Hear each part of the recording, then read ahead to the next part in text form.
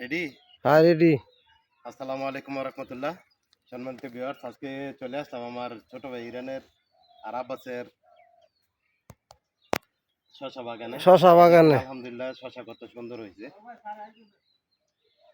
আরে আসতেছে ইরানে। আচ্ছা, তো আপনারা সবাই তাদের জন্য দোয়া করবেন, তারা যেন সফল চাষি হতে পারে।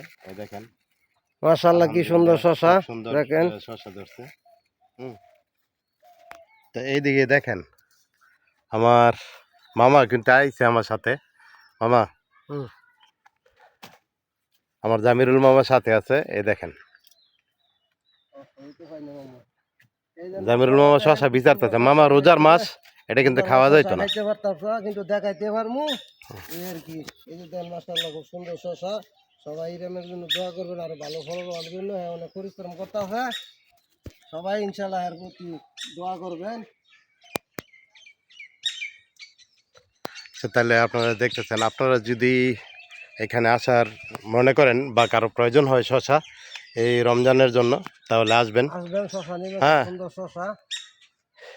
আপনারা তো বুঝেন এই বাগান থেকে নিলে কিন্তু ভালো জিনিস পাইবেন, একদম কেমিক্যাল মুক্ত, ফরমালিন মুক্ত। একবার ফরমালিন মুক্ত, এখানে কেমিক্যাল মুক্ত। কিন্তু বীজ জাতীয় কোনো কিছু দেওয়া হয় না। হ্যাঁ, এইরকম। তো দেখেন ওইদিকে এই যে বক, সাদা সাদা বক দেখা যায়।